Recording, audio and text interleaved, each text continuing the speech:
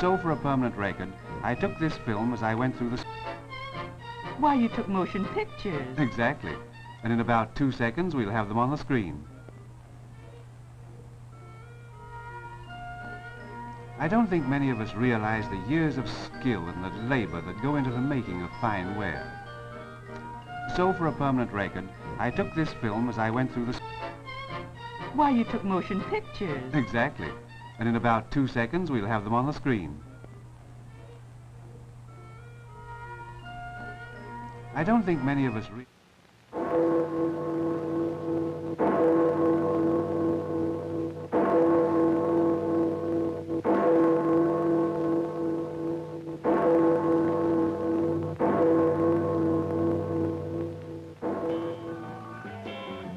Photography sees with the eye of a camera. It makes records of places, people, and events. Photography lets you see the world about you without ever leaving your classroom. It's your window on the world. Photography shows how and why things happen. And now, through photography, Kodak brings you this edition of Screen News Digest.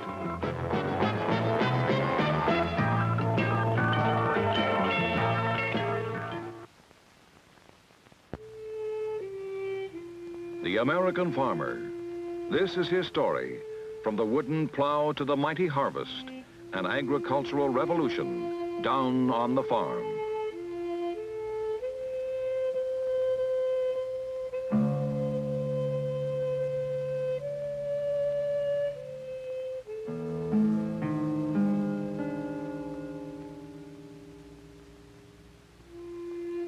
From colonial times to the dawn of the 20th century, the farmer was the backbone of the American economy. He symbolized the sturdy pioneer who fed the nation's body and nourished its spirit with his courage, fierce independence, and self-reliance. Down on the farm in the early 1900s, families worked from before sunup to after sundown, 7 days a week. Mothers cooked on wood-burning stoves by the light of kerosene lamps, just as their own mothers and grandmothers and great-grandmothers had done before them.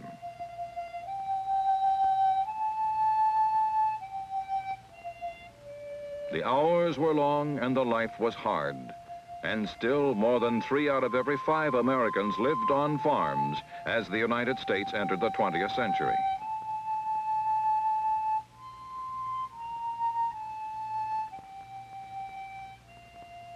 But change was coming. A revolution was taking place. Industry and immigration were remaking the face of America.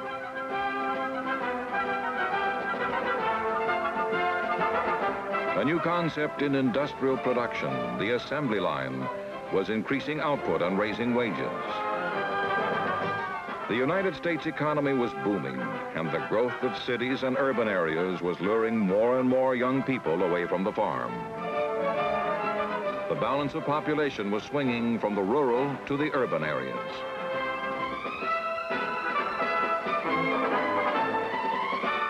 Charles Lindbergh, the lone eagle, flew the Atlantic as Americans in cities and on farms soared through the roaring 20s, sharing a prosperity that, it seemed, would never end.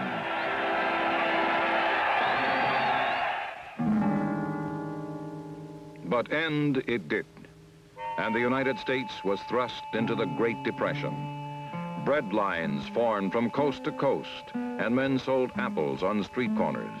Despair was everywhere. In 1933, Franklin D. Roosevelt became president as the crisis deepened. Sharecroppers and migrant farm workers lined the highways of many a Midwestern state, out of work, with no place to go, as farm prices dropped and dropped and dropped. Huddled together in makeshift shelters, life was a day-to-day existence.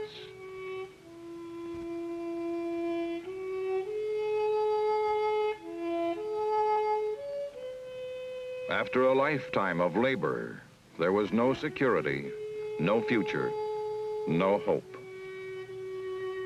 One man spoke for the young in the caravan. My wife and I was forced out on the farm because we hadn't getting no day labor to do. We're only getting 6 bits and $1 a day, and we can't make an honest, decent living at it. And that's the reason we're out here on Highway 61 right today. And we want to get a place to live and work and make an honest, decent living. That's what I'm married a woman to take care of her and make her honest, decent living. And that's what we're going to do, if there's any change at all. Already mortgaged and deeply in debt, the American farmer could not meet his payments when corn brought 3 cents a bushel and the people in the cities didn't even have 3 cents to buy it.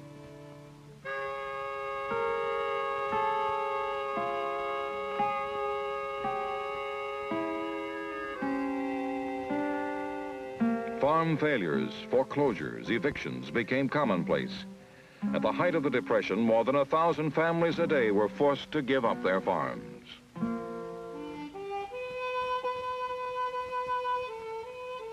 Taking what little they could carry with them, the evicted families drove off in search of some distant, better life.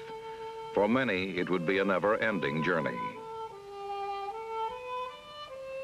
This was a bleak and bitter time for an industry that had been considered the lifeblood of a nation.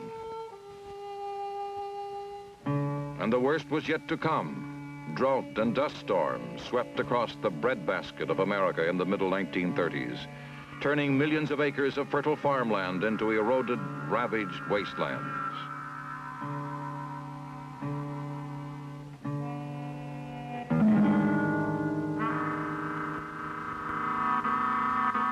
Never in 100 years had the forces of man and nature combined to punish a people whose survival depended on what they could draw from the soil.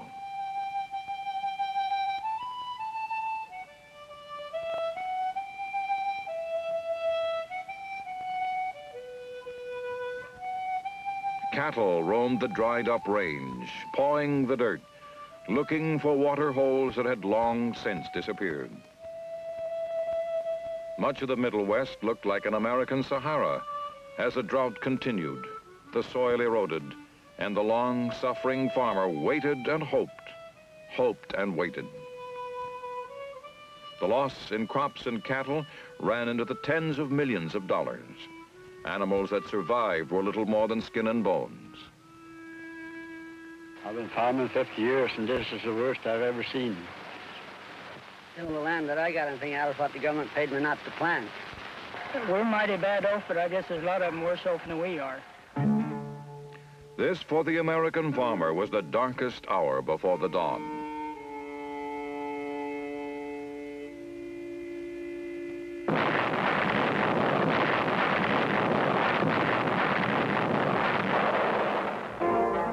Government and industry would come to the aid of the hard-pressed families down on the farm.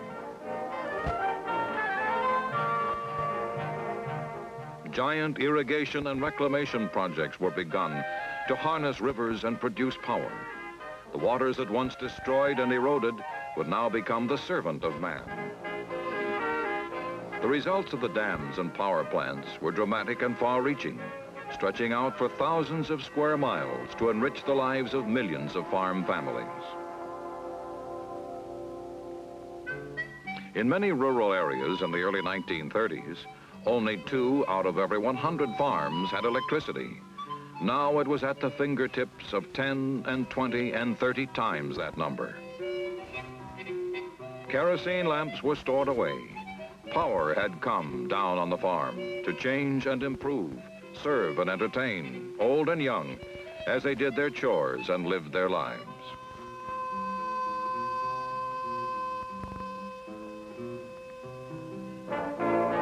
The 30s made way for the 40s. The Great Depression was ending.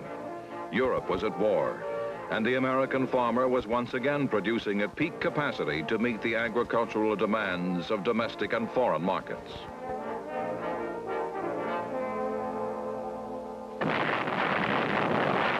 December 7th, 1941, Pearl Harbor is attacked and America goes to war.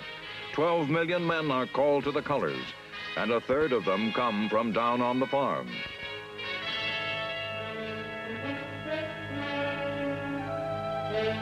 Never before has the United States needed so much from its farms, and never before have the farms been so undermanned. The shortage becomes so acute that servicemen in America are sent to farms during harvest time to bring in crops that might otherwise rot in the ground. And the demands of a wartime economy stimulate new ways to increase agricultural output.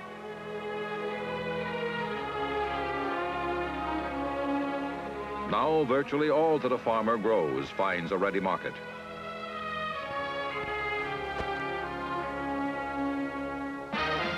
The American GI, wherever he goes, is the best-fed fighting man in the world. The road to peace is long and hard, but finally the victory is won. The infamy of Pearl Harbor is avenged when the Japanese surrender to General MacArthur in 1945. The big parade begins, GIs coming home to signal the start of the greatest decade of growth in American history.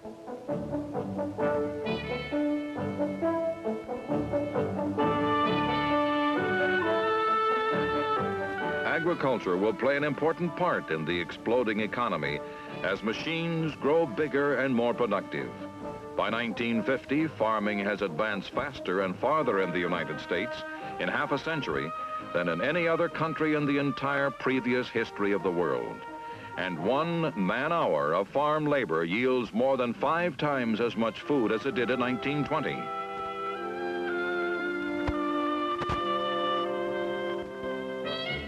The technological and scientific revolution extends into and throughout all phases of American farm life.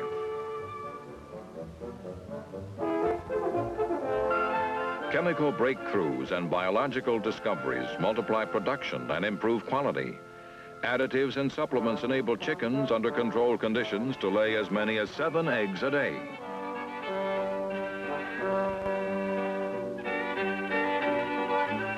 Farm assets total almost $250 billion, 2/3 of the value of all corporation assets in America.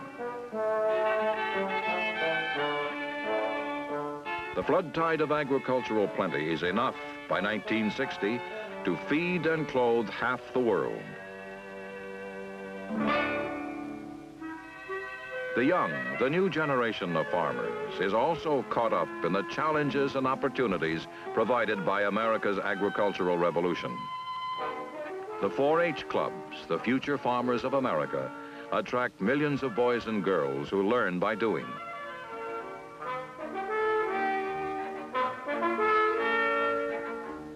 This is a new kind of pioneer who one day may be operating and managing farms where computers plot every facet of agricultural life.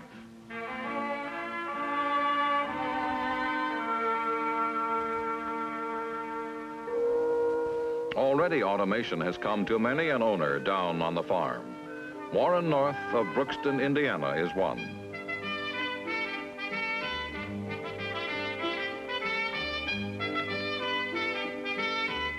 He is, in a sense, a push-button farmer. By using a complex system of buttons and switches, he can feed his cattle automatically. Spinning augers push the fodder from the storage silos to the cattle troughs. Farmer North can, if he wants, blend several kinds of feed with the push of a button.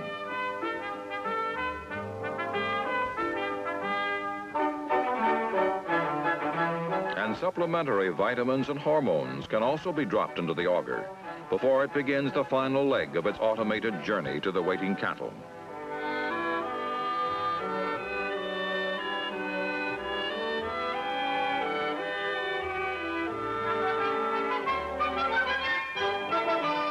In 10 minutes, push-button farming has done a job that once would have kept 5 men working for half a day. But increasing production is not without its problems. There is a widening gap between the price a farmer gets for his crops and their cost at the supermarket. And despite government efforts at crop control, agricultural overproduction averages between 5 and 10% each year.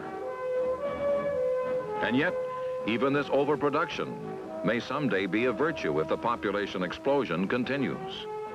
A Swedish economist, Gunnar Myrdal, has predicted that before the end of the 1970s, the world will need every shred of food and fiber that the United States can grow.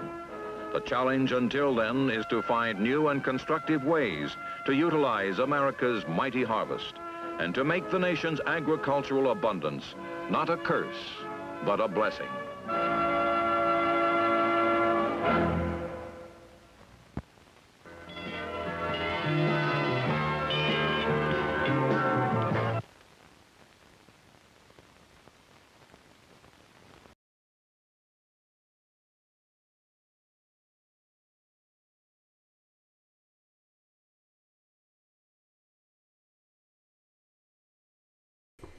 Hello everybody, this is Skip Elsheimer. Welcome to the AV Geeks Lunchtime Streaming Show, where we are using a new webcam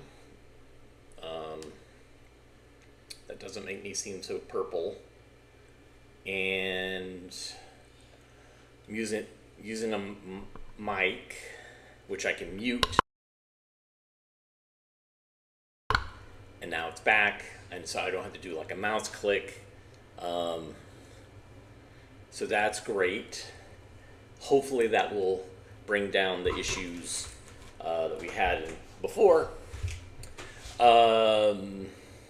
What else? The Cintel is still giving me some weird issues. I'm not able to capture while I'm not able to digitize while I'm running this Intel, but we'll just use it today and then just kind of see what happens. So where is it? Okay. I have a film, Inspection of Pleasure Craft. It's by the Coast Guard. Enjoy.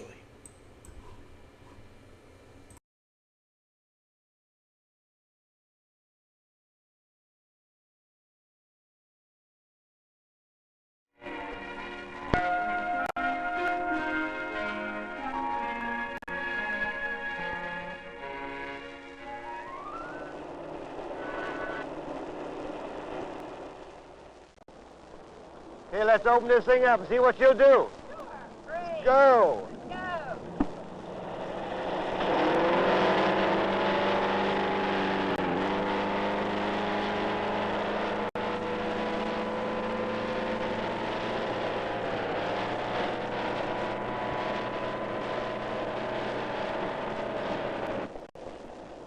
Well, here we go again. When will people learn that that's no way to have a safe, good time?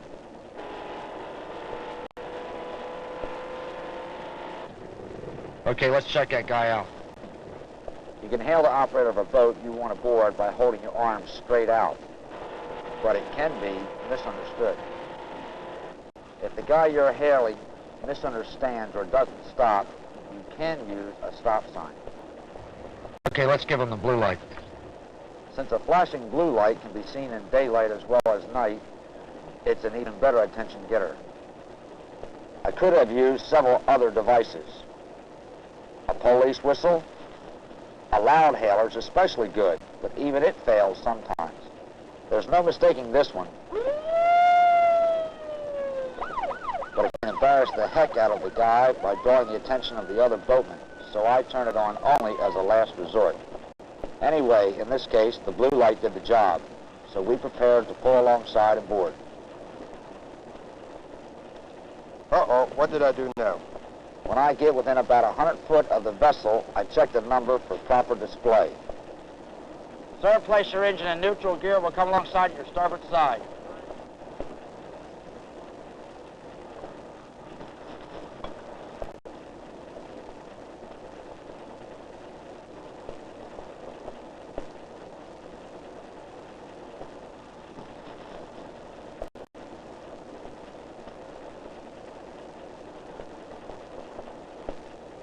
I also check to see if enough vendors are out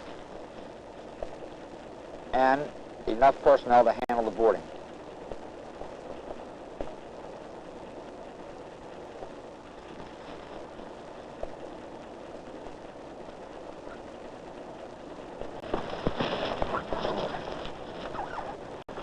Good afternoon, sir. I'm Chief Thomas, U.S. Coast Guard Federal Boarding Officer. I'm going to board your boat and examine it to see if it meets the minimum federal requirements. Okay, sir.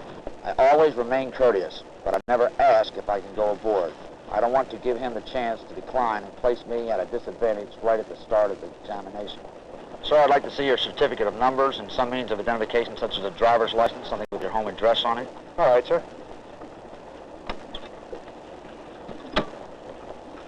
Here's the registration card. Fine, thank you. Just the card, sir. Your name's Mr. Sarge, is it? That's right. All right. Would you take it out, sir? Just your driver's license would be sufficient. All right. Mm-hmm. What's your middle name, Mr. Sarge? Gunther. Gunther? All right. Fine. Thank you very much, Mr. Sarge. When I get these papers, I give them to my other petty officers on board the boat. It records them on a Form 4100. It also tells me the boat's length, and if there is any doubt, I'll measure it. This is the official report of boarding. First, the boat's number is checked to see if it tallies with that noted by us on the approach, and that it has been properly displayed. Sir, next I'd like to see 3 life-saving devices or personal flotation devices. There's one right behind you here. All right.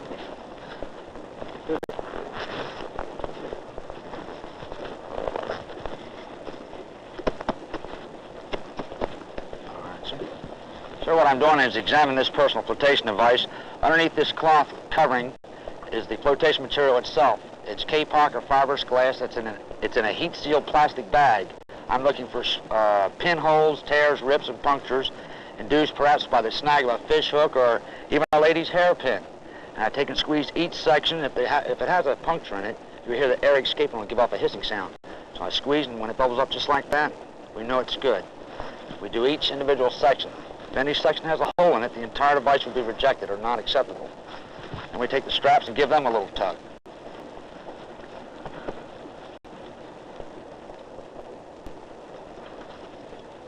All right. Here's one more. All right, fine. All right, so this is a little different. This is made out of unicellular plastic foam. It's just foam rubber under the cloth covering. You cannot puncture this type. It's most important that every flotation device be marked with an official stamp of Coast Guard approval. This signifies that it has been tested and should be safe for use. Again, the straps. Fine. Got some more over here. Well, that's all right, sir. We can't accept these in these plastic containers. They're not readily accessible. You're going to have to open up one end of this plastic bag.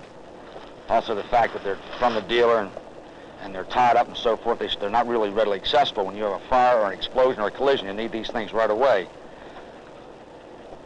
Can't even untie the thing now.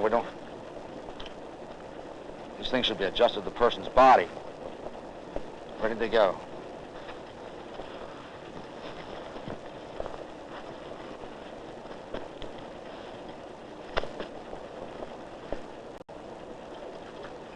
All right, sir.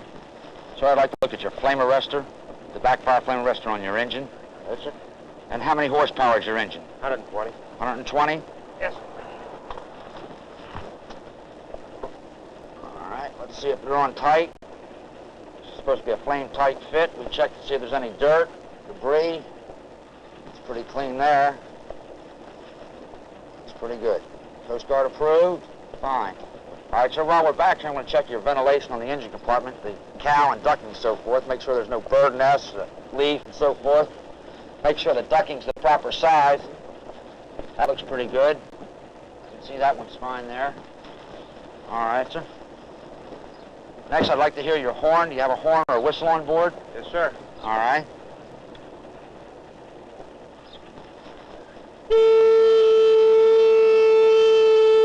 All right, sir, do you have a fire extinguisher on board? Yes, sir. It's back here. All right. Oh, no. Somewhere back here.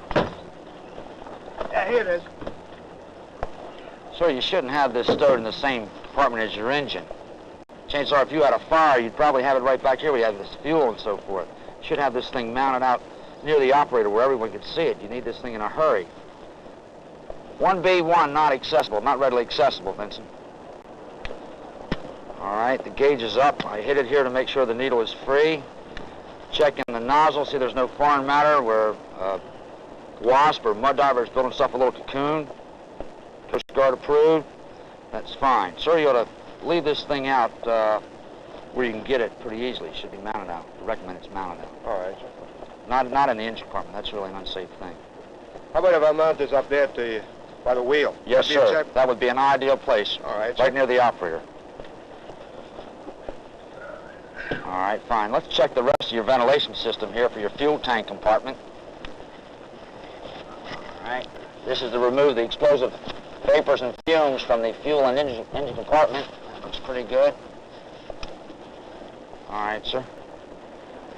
So the reason why we stopped your boat was because you were coming in a posted area here by local authorities. This is a 6-mile zone, and you were up on a plane and traveling very fast. You could get a cinder in your eye or a mosquito or something.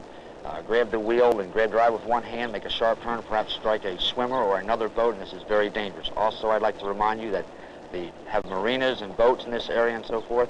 You are responsible for any and all damage that is caused by your wake. I'm going to give you a verbal warning on that this time. If you continue to operate like that, I would stop you again and issue you a notice of violation for that. If convicted of a criminal offense, the penalty could go as high as $2,000 and a year in prison or both.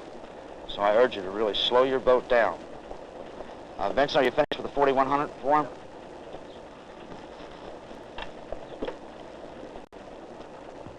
Okay, right.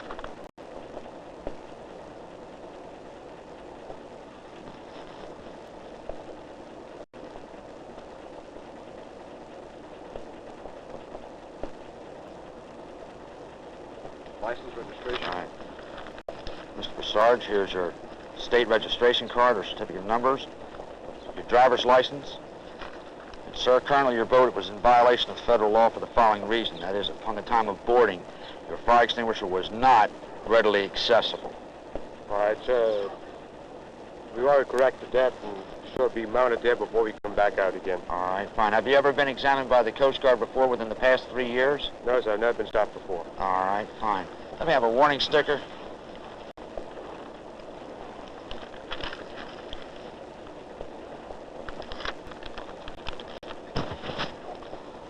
All right, Mr. Sarge. So I'm going to issue a warning on this. Based on the premise that the discrepancies noted will be corrected before the next use of the boat, and your statement that this was your first citation for a violation of federal boating laws and regulations within the past 3 years, no penalty action will be instituted. This warning will be kept on file 3 years and will be considered in the event of a future violation. This is your copy of the notice of violation. Also, there's some Coast Guard literature here, sir. Okay, thank you. This will tell you all you need to have about the equipment on your boat and about the accessibility of the life-saving devices and the firefighting equipment. Okay, I'll keep my speed down. Thank you very much for your cooperation. Have a good day and a safe summer, Mr. Sarge. Thank you, sir. This one was a pretty routine boarding operation. The whole thing took less than 15 minutes. It's wise to detain a guy as short a time as possible, just long enough to get the job done. You're not there to harass him, just to look out for his safety. Though sometimes when a guy really lets loose at you with some foul language, it takes all your cool to keep from flipping right back at him. But it's part of the job. Being a boarding officer is no place for thin-skinned people, and don't feel you have to do it exactly the way I do. You can develop your own technique. Your basic guide is right here. Form 4100. It's all on the checkoff list. How you go about it depends a lot on your own style of doing things. Just remember, courtesy's the byword. Boarding officers examine vessels, they don't inspect. And in this business, the guy who checks out A-OK gets the colored sheet and not the white one. Okay, let's get underway. It's a good sunny day. Let's keep it a safe one.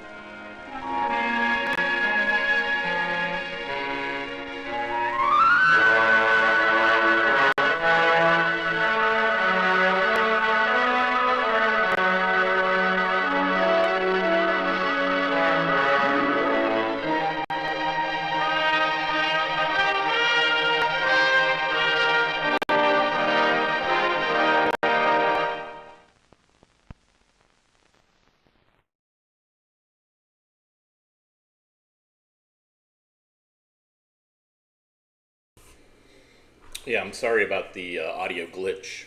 It wasn't there earlier, so I haven't licked this problem yet, so I'll keep working on it. Basically, I am embracing more than 100 years of technology, and it is it's always something.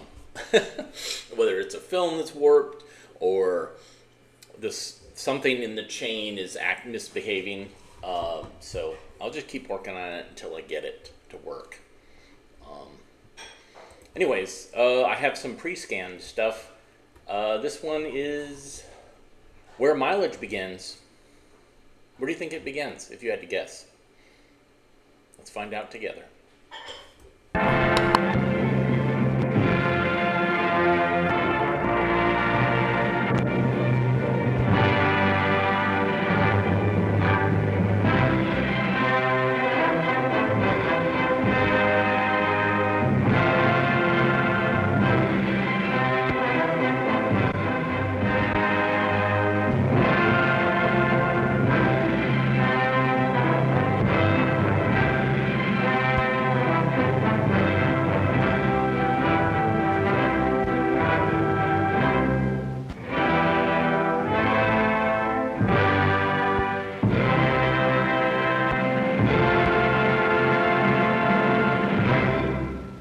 For over 250 years, men have dreamed and labored over an engine which would convert the heat of natural fuel into work in the cylinder of the engine itself.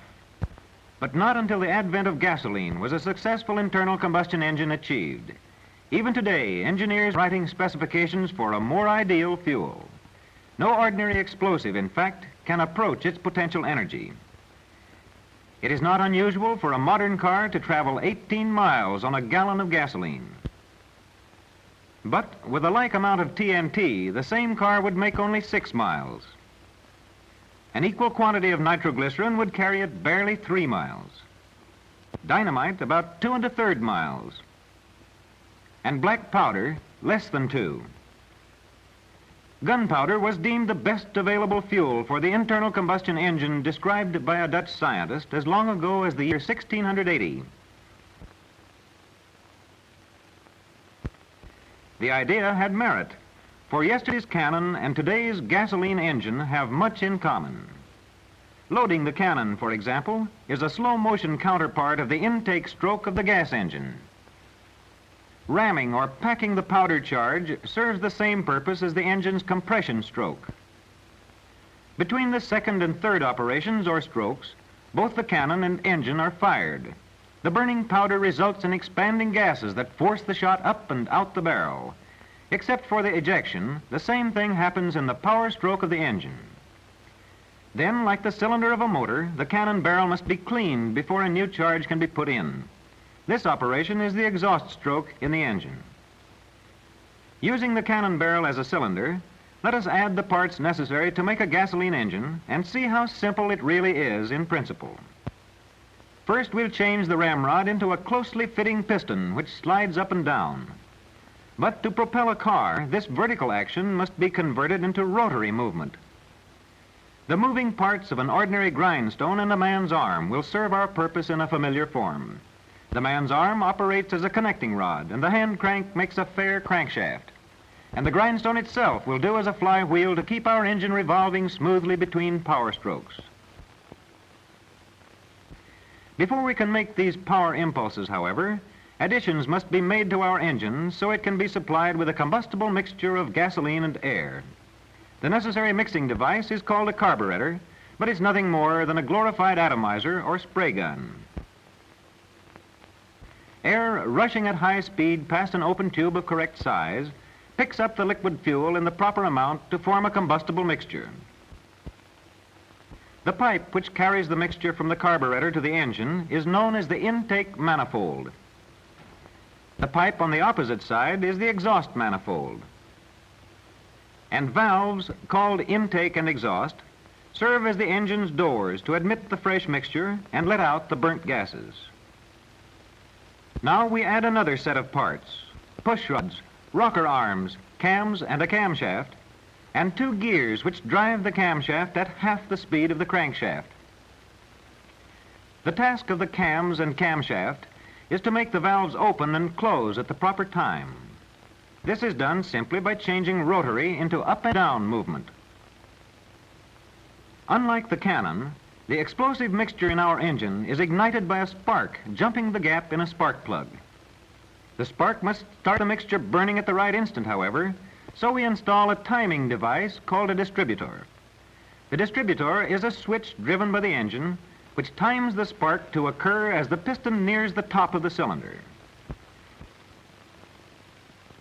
In the cannon, we observed its operation on the principle of a four-stroke cycle, namely the intake stroke, the compression stroke, the power stroke, and the exhaust stroke. Our modern internal combustion engine also operates on a schedule known as the four-stroke cycle. The first stroke pulls the inflammable mixture from the carburetor in through the open intake valve to fill the cylinder. The second stroke compresses the mixture to approximately 125 pounds per square inch. As the piston nears the top of the compression stroke, the spark plug ignites the mixture. The temperature in the chamber immediately jumps to as high as 4,500 degrees Fahrenheit. On the third, or power stroke, the hot gases expand against the piston, driving it downward with a pressure approaching 1.5 tons on a 3-inch piston. The fourth and final stroke of the cycle forces the burnt gases out through the exhaust valve and manifold.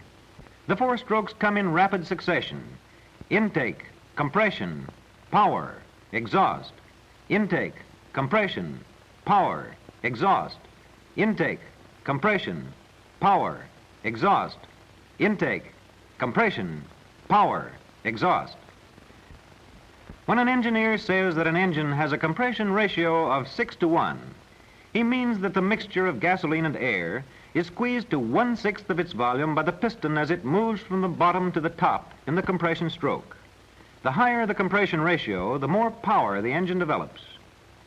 One characteristic of gasoline limits the degree to which the compression can be raised. When the ratio is too high, the result is familiar to all of us: knock. Some idea of the complexity of the fuel problem may be obtained by looking in on research engineers as they photograph the air-gasoline mixture burning in a cylinder. This special combustion camera is capable of taking 5,000 photographs a second. To permit the filming of combustion, the top of the cylinder of a test engine has been made of quartz glass. Here, for example, is how a smooth combustion looks, slowed down to 1/200th normal speed. A closer examination of these combustion pictures shows the spark. At the point of this spark, the mixture takes fire. The flame travels rapidly across the enclosed combustion chamber like fire in a field of dry grass. So rapidly, in fact, that the burning is completed in 3/1000ths of a second.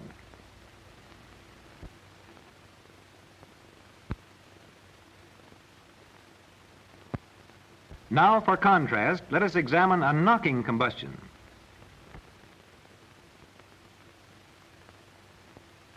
The beginning of the combustion is the same. The flame travels rapidly across the combustion chamber. But from here on, the burning is different. The instantaneous burning of the last part of the charge causes the trouble. This is the knocking zone. Here are the two combustion chambers side by side. The one on the right is using a gasoline containing an anti-knock fluid.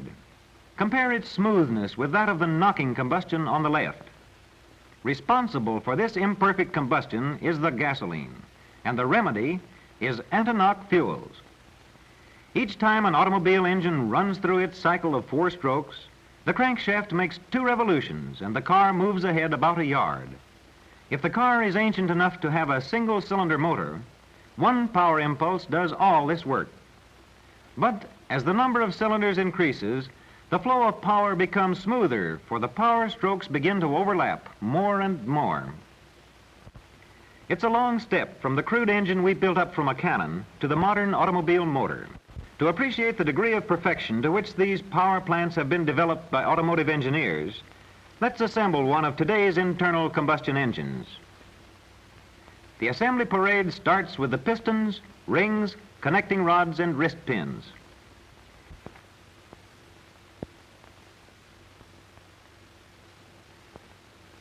Into the engine block they go, each piston fitting smoothly into its precision ground cylinder. The backbone of any internal combustion engine is the crankshaft, for it converts the up and down movement of the pistons into the rotary movement that propels the car. And this one, followed by its squad of bearings and bolts, has been balanced both statically and dynamically on special machines.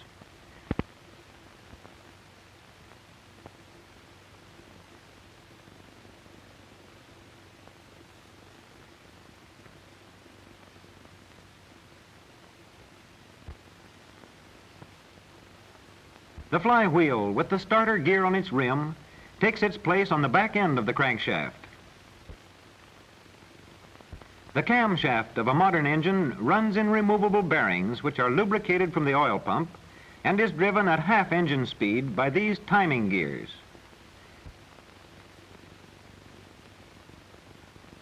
This group of parts is made up of the cam followers which ride on the cams,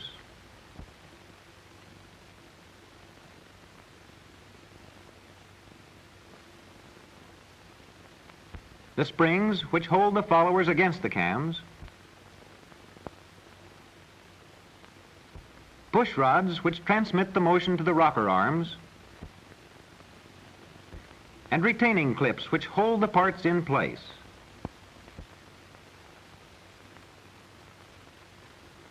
This is the way the valves are assembled into the cylinder head. The valves, which operate at red heat, are made of special alloy steel. The valve springs hold the valves on their seats, keeping them tightly closed until lifted by the cams.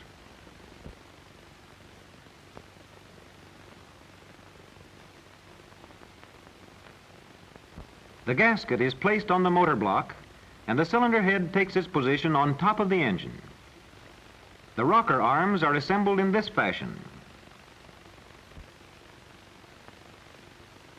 Following the rocker arms to the motor are the oil feed and return lines, the side plate, and the top cover.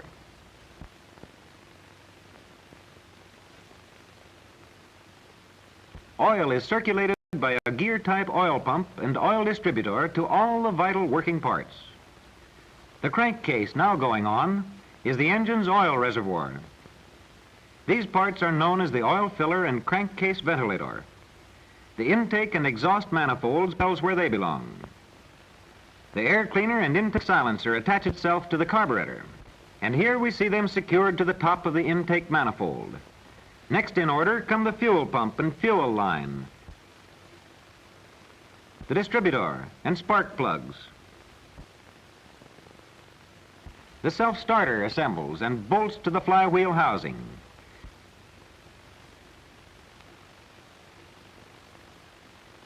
The parts which follow operate and control the action of the self-starter.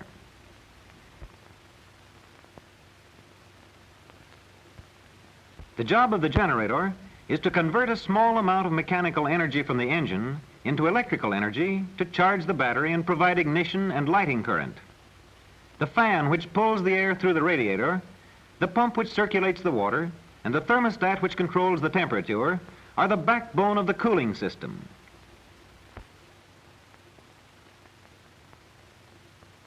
Looking inside a cutaway model, we see the science of modern engineering exemplified in this marvel of powerful efficiency, the internal combustion engine, now complete and ready for a long life of fine service with a minimum of attention.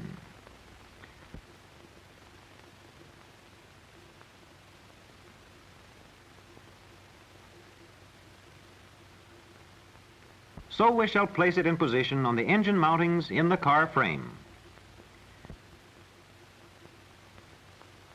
Transferring the power or turning effort of the engine back to the road wheels is our next task.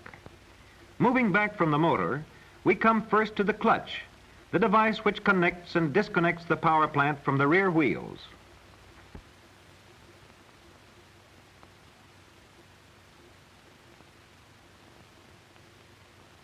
Next in line is the transmission, or as the English call it, the gearbox, which makes it possible to choose the relationship of the speed of the engine to that of the rear wheels.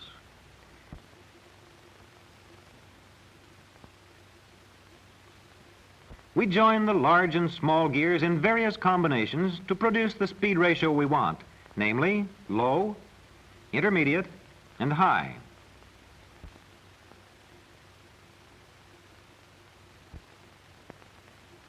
This simple diagram shows what actually happens when we shift gears. To start the car, we need high turning effort and low speed at the rear wheels.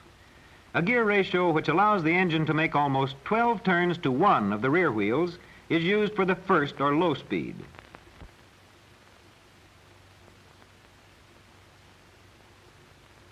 When the car is in motion, we no longer need a great turning effort. A ratio which allows the engine to make about 8 turns to 1 of the rear wheels gives second speed.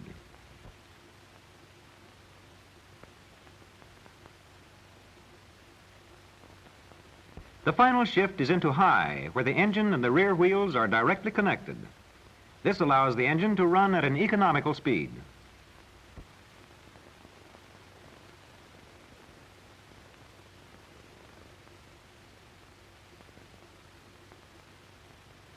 The problem in reverse is similar to that in low, great turning effort at low speed, with one exception.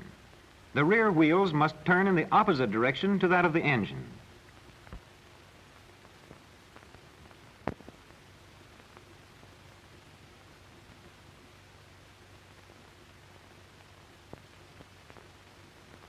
A universal joint is installed between the transmission and the drive shaft to allow the rear axle to move up and down. The drive shaft transmits the power of the engine from the transmission to the rear axle. The rear axle is made up of 2 sets of gears. The first set, bevel drive gears, transmit power from the drive shaft to the rear axle shafts. The second set, the differential gears, allow independent rotation of either wheel as is necessary in going around corners. The chassis is now fitted with the entire power-producing mechanism and the means of transmitting turning effort to the rear wheels. Just as important as a smooth running car, however, is a smooth stopping one. Our brake is made up of shoes lined with friction material and a drum of hard metal. The wheels are stopped by forcing the shoe against the rotating drum, which converts the mechanical energy of the moving car into heat. A modern 100-horsepower car has 500-horsepower brakes, and these are applied by a light pressure on the foot pedal through a hydraulic braking system.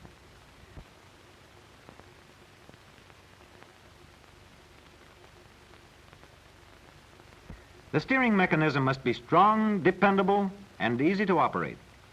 When the steering wheel is turned, the steering gear causes an arm to move back and forth and change the direction of the front wheels.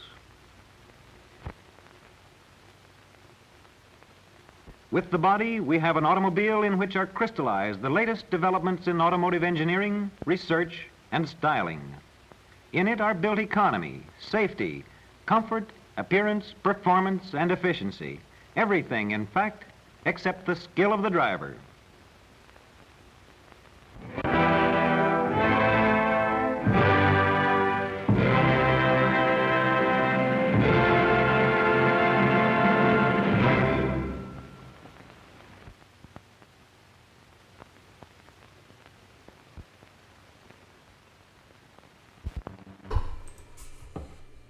That was totally James Brill. The way he pronounced some of those things, and yeah, so this might have been before he was at Encyclopedia Britannica. Not sure, but because he was at ERPI for before Encyclopedia Britannica films existed, so it's possible that's he did that, but. Yeah, that voice is definitely something. I was trying to find a picture of him, but I don't have one handy on this computer, this new computer that I'm using. Yeah, there's a lot of stuff I don't have handy here. Okay, so Christmas is coming, obviously, and so I just found this film. And I could have saved this for Christmas, but you know what? Whatever. Here we go. Nobody else is saving any of their Christmas content until Christmas Day, so why should I do that? All right, here it is. Early one morning. Enjoy.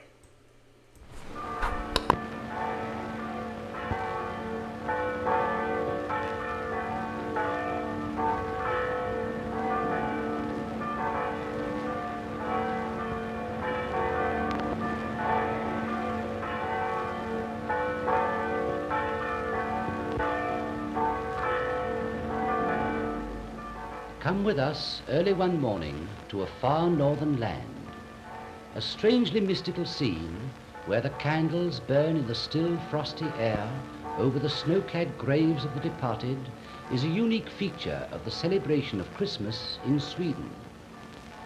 It is still dark while the bells are ringing for early morning service, but all over the countryside the lighted windows show that the people are awake. Presently, flaming points of light appear, moving from every direction as the congregation in sledges or on foot begin to converge upon the central meeting place, the village church. The glare of the passing torches across the snow throws up curious vivid reflections and grotesque shadows as these muffled figures slip silently over nature's white carpet.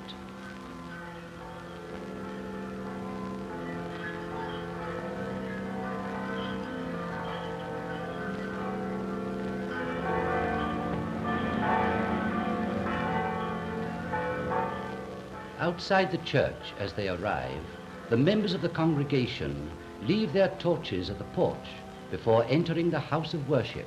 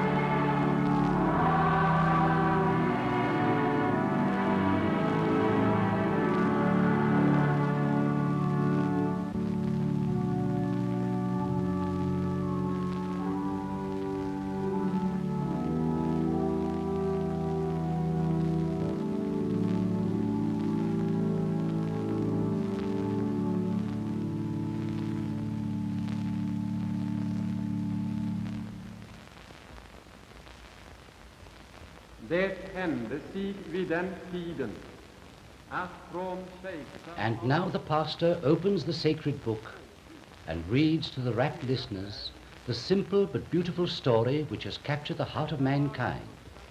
The story which throughout the ages has appealed alike to young and old, to the scholar and to the unlettered. The wonderful story which ends with a message of peace on earth and goodwill towards all men.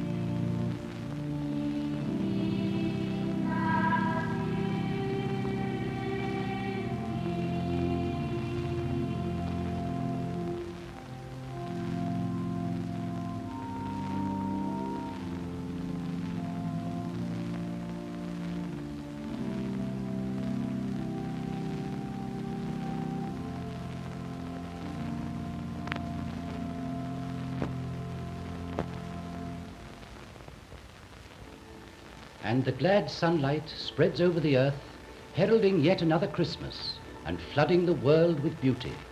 The simple but eternal beauty of nature, the amazing purity on earth to inspire the hearts of all with hope everlasting, and to strengthen the determination of all mankind to make peace on earth a lasting reality.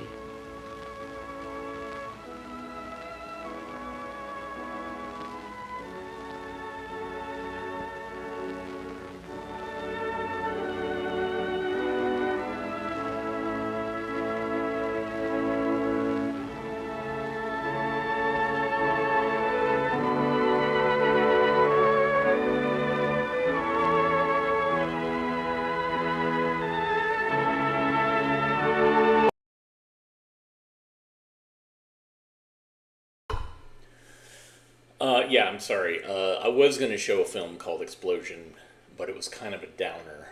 And I was just not feeling it today. Maybe at some point I'll show it. And it's not about an explosion. It's about the population explosion. So I forgot to change. So I did a last minute switch and then forgot to change the text. So, yeah, that was that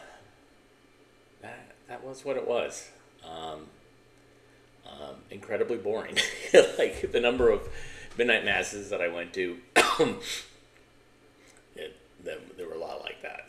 So, trying to keep awake, trying to be anxious. Well, not anxious, but excited about like opening the gift when I get home. But there's a whole thing, and I don't know if this film is longer and it just got cut. But basically, they do the church service, then they go home. Then there's like a meal. Then some sort of Santa Claus-ish character shows up. Then they kind of celebrate, and then everybody goes to bed. So that's what I've learned from other films that I have. All right. So thanks everybody for tuning in today. Very much appreciate your eyeballs and dealing with all the weird technical stuff. And you know, this is going to take time. It's a dance that we have to do. I don't want to do it, but there you go. All right. Everybody have a great rest of your day. If you like what you saw, hit the thumbs up, hit the like button. You can support us on Patreon. You can support us via Venmo. You can use the super thanks button. Buy us coffee via ko-fi.com/avgeeks. Or you can write us at skip@avgeeks.com. But anyways, thanks everybody. We will see you later. Take care.